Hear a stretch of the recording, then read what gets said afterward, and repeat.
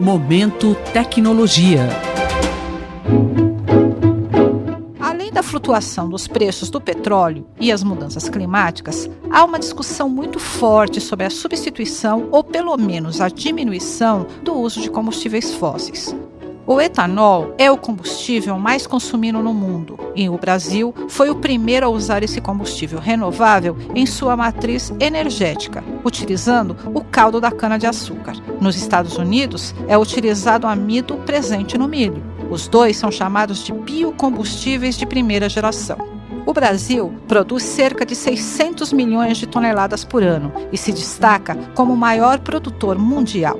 Mas qual é o risco de usarmos uma produção que é um alimento para diversas pessoas? Não existe outra opção de biocombustível?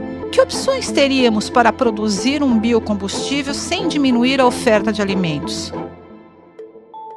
Para responder a essas perguntas, eu, Cinderela Caldeira, conversei com o professor Tiago Basso, do Departamento de Engenharia Química da Escola Politécnica, e que participa do GenBio, um grupo que estuda a formulação de biocombustíveis. Meu nome é Tiago Basso, eu sou professor da Escola Politécnica do Departamento de Engenharia Química. A minha linha de pesquisa, minha e da minha equipe, nós trabalhamos com o que a gente chama de fisiologia e biotecnologia de micro-organismos. Nós estamos interessados, então, na aplicação industrial de micro-organismos, e um dos exemplos é a produção de etanol combustível. No campo da fisiologia, nós estamos interessados em avaliar como que essas células, microbianas, respondem às condições ambientais a que elas são expostas. A ideia do professor é usar essas células e modificar para melhorar a sua aplicação industrial. Por exemplo, produzir mais etanol num tempo menor. Nós vemos os micro-organismos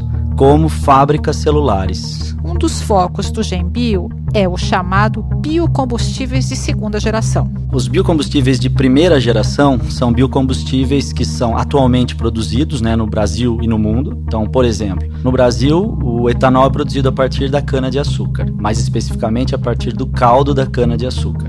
Nos Estados Unidos, ele é produzido a partir do milho, mais precisamente a partir do amido que tem no milho. Então, esses são os biocombustíveis de primeira geração. Já os biocombustíveis de segunda geração são produzidos a partir de resíduos lignocelulósicos. Então, a ideia é produzir esses biocombustíveis a partir de resíduos que podem ser da cana mesmo, como o bagaço de cana, ou do milho, como o sabugo de milho. Então, a ideia é aproveitar resíduos para a produção de biocombustíveis. Resíduos lignocelulósicos. O que é isso? Traduzindo, hoje nós usamos um material que deixa de ser usado como alimento para se tornar combustível. Exatamente. Então, a cana-de-açúcar, ela emprega grandes áreas de plantio e produz açúcar. No caso do milho, isso é mais grave ainda, porque nós estamos produzindo etanol a partir do milho, que é um alimento empregado na alimentação de diversas pessoas, de diversas culturas. E a ideia, então, é usar os resíduos de plantações, como bagaço, sabugo de milho, resíduos inclusive de florestas na indústria madeireira, para produzir etanol. Pelas pesquisas da equipe do professor Tiago, será utilizado para a fabricação de biocombustíveis o material que seria descartado quando do processo de industrialização do alimento. E eu pergunto, isso também terá algum impacto no meio ambiente? Sim, porque a produção de etanol a partir de resíduos, primeiramente você tem um destino, vamos dizer assim, mais nobre para esses resíduos, Muitos resíduos acabam sendo descartados e não têm utilidade e acabam se tornando um empecilho ou algo que acaba acumulando no ambiente. O bagaço de cana, ele é queimado na usina, isso é uma atividade muito importante, porque ele gera vapor e isso, vamos dizer assim, toca a usina, Mas ele poderia ser aproveitado para um fim mais nobre, que é a produção de um biocombustível.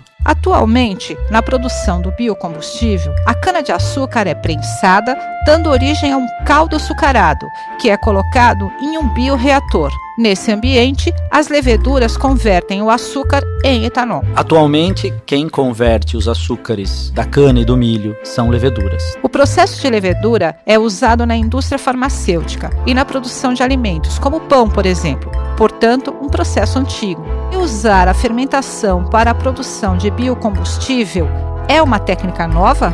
Não necessariamente, é algo bastante antigo, mas eu diria que utilizar a fermentação para produzir um combustível de segunda geração, aproveitando esses resíduos, isso é uma coisa bastante nova e promissora. Existem várias dificuldades, mas existem muitos grupos de pesquisa, além do nosso, trabalhando para superar essas dificuldades. Para a realização dessa pesquisa, algumas parcerias foram firmadas, entre elas empresas produtoras de etanol, usineiros e uma universidade dinamarquesa. E a ideia dessa parceria é enxergar uma usina de cana-de-açúcar, né, que é onde se produz o etanol, como um ecossistema, um grande ecossistema. Esse tipo de visão, né, de olhar um processo e encarar como um grande ecossistema é algo que está muito em voga na medicina. Hoje em dia a medicina tem olhado o corpo humano como um grande ecossistema. E o nome dado a esse ecossistema é microbioma.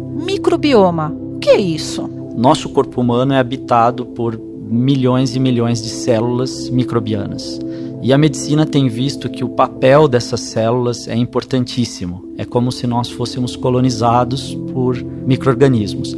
E a medicina tem visto que essas células influenciam desde obesidade até doenças cardíacas e doenças mentais. Então, esse ecossistema, o balanço desse ecossistema é muito importante. Usina como um ecossistema. Por quê? Porque uma usina ela tem a levedura, que converte o açúcar em etanol, mas ela tem uma diversidade de outros micro-organismos, principalmente bactérias, que coabitam juntamente com a levedura esse sistema. Esse projeto é muito interessante, ele tenta, primeiramente, identificar quem são os atores desse ecossistema, quem está ali, como isso varia ao longo do tempo, e, num segundo momento, propor soluções para melhorar o processo de produção de etanol, melhorar do ponto de vista econômico, então produzir mais etanol com menos açúcar. No Brasil, temos 2 usinas que usam o bagaço de cana-de-açúcar ou resíduos lignocelulósicos para a produção de etanol.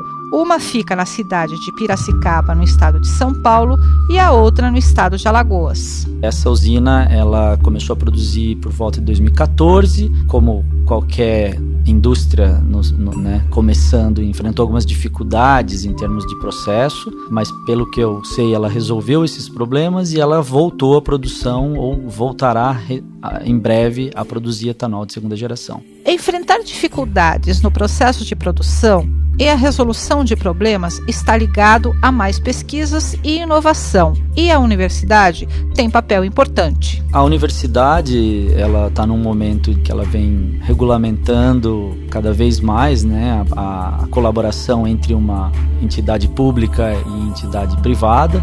A pesquisa e a inovação vão se beneficiar com essa aproximação desses dois setores e, obviamente, de forma regulada e tudo mais. No Brasil, o etanol vem sendo desenvolvido desde a década de 70 e é muito dependente do preço do petróleo.